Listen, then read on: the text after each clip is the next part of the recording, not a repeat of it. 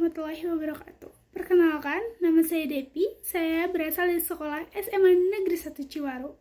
Saya di sini akan membahas tentang perjuangan mempertahankan kemerdekaan pembentukan negara dan pemerintahan. Apa sih itu? Pergolakan diawali revolusi. Pada masa awal kemerdekaan, awal revolusi, kondisi keamanan di dalam negeri sangat kacau. Hal itu disebabkan pergolakan di berbagai daerah. Pada umumnya, pergolakan yang terjadi di berbagai daerah merupakan pertempuran rakyat Indonesia melawan tentara asing, baik tentara Jepang, Sekutu maupun NICA. Perebutan senjata dan pengambil alihan kekuasaan, para pemuda dan perjuangan Indonesia berusaha merebut senjata dan menduduki gedung penting. Hal ini menandai terjadinya perebutan senjata dan pengambil alihan kekuasaan di berbagai daerah. Pada 19 September 1945, saat melakukan perebutan tentara senjata Jepang, terjadi insiden bendera di Hotel Yumanto. Pengibaran bendera Belanda telah menimbulkan kemarahan rakyat Surabaya. Beberapa orang pemuda berhasil memanjat ke puncak hotel, kemudian menurunkan bendera Belanda. Selanjutnya mereka meroket ke bagian bendera berwarna biru. Para pemuda mengibarkan kembali bendera itu sebagai bendera merah putih. Pengambil alihan kekuasaan di Yogyakarta. Perebutan kekuasaan di Yogyakarta diawali secara serentak pada 26 September 1945. Sesuai pegawai instansi pemerintah dan perusahaan yang dikuasai oleh Jepang mengadakan aksi pemogokan pada 27 September 1945. KNI, Komite Nasional Indonesia, daerah Yogyakarta, mengumumkan bahwa kekuasaan di daerah itu telah berada di tangan pemerintah Republik Indonesia. Pada 7 Oktober 1945, terjadi pertempuran antara rakyat pemuda dan berbagai kesatuan dan tentara Jepang di Yogyakarta.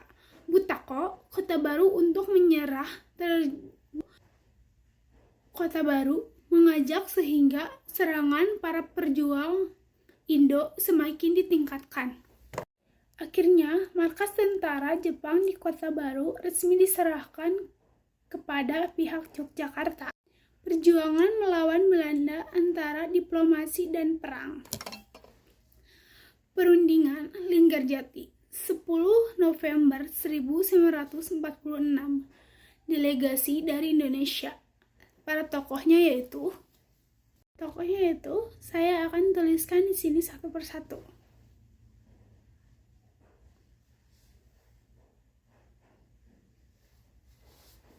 Nah, itulah beberapa tokohnya. Sebelumnya, kalian tahu nggak sih isi dari perjanjian Linggarjati? Kalau kalian kurang tahu, saya bakal kasih tahu nih isi dari perjanjian Linggarjati. Pemerintahan Belanda mengakui secara de facto wilayah RI yang meliputi Sumatera, Jawa, dan Madura. Daerah-daerah yang diduduki sekutu Belanda secara berangsur-angsur akan dikembali ke RI. Pemerintah RI dan Belanda bersama-sama menyelenggarakan berdirinya sebuah negara berdasarkan federasi dengan nama Indonesia Serikat. Pemerintah negara Indonesia Serikat akan kerjasama dengan pemerintah Belanda untuk membentuk UNI Indonesia Belanda yang dipimpin oleh Ratu Belanda. Agresi militer Belanda 7 Desember 1942. 1. Pembentukan pemerintah daerah sementara.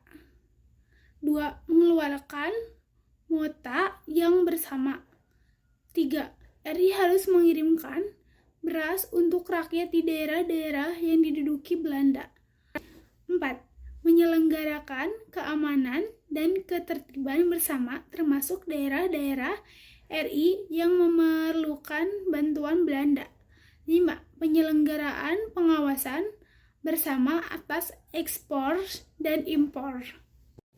Pertempuran 5 hari di Semarang. Pada 19 Agustus 1945 disiarkan melalui radio sebuah pernyataan dan perintah anyar dilakukan pemindahan kekuasaan dari tangan Jepang ke pihak Indonesia. Pada 7 Oktober 1945, ribuan pemuda Semarang mendatangi Tangsi Kido Buta di Jali Ngaleh. Mayor Kido hanya menyerahkan sebagian keli senjata milik tentara Jepang. Hal ini mendorong para pemuda melakukan perampasan senjata dan kendaraan milik Jepang. Pada 14 Oktober 1945 terjadi pertempuran di Semarang antara rakyat dan tentara Jepang. Setelah insiden kematian PR Kasedi akibat peracunan oleh Jepang, pertempuran ini dikenal sebagai pertempuran 5 hari. Kedatangan sekutu dan NICA. Setelah Jepang menyerah, Indonesia mengalami kekosongan kekuasaan. Sekutu dan NICA berencana memulihkan kondisi, memulangkan tentara Jepang dan meluncuri senjata mereka. Persiapan awal. Pada awal 24 Agustus 1945, perundingan Belanda-Inggris menghasilkan yang memberi kekuasaan sementara kepada NICA di bawah komando Inggris.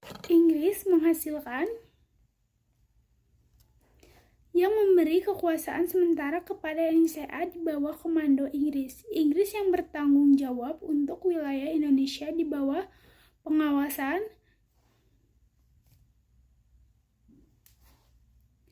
Perjanjian Renville. Perundingan Renville baru dimulai pada 8 Desember 1947 di atas kapal 499 Renville yang bertabah di Teluk Jakarta. Delegasi RI dipimpin oleh sedangkan Belanda dipimpin oleh.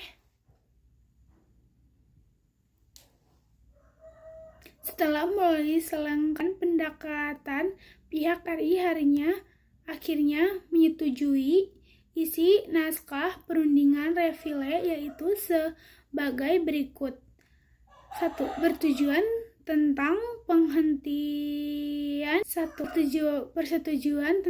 penghentian tembak-menembak di sepanjang garis Van Moor. 2. Dasar-dasar politik Renville yang berhasil tentang kesediaan kedua pihak untuk menyelesaikan pertikaiannya dengan cara damai. 3. 6 pasal tambahan dari KTN yang terisi hentikan agresi dan kembali ke meja perundingan. Pemerintahan Republik Indonesia PDKI. Syafruddin Prawinegara berhasil membentuk PDKI pada tanggal 19 Desember 1948 di halaman dekat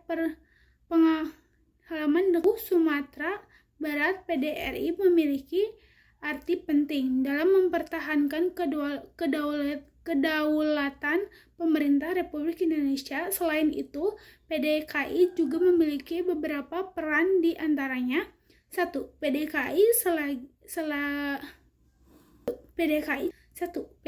sebagai mediaris kekuasaan pemerintah Republik Indonesia.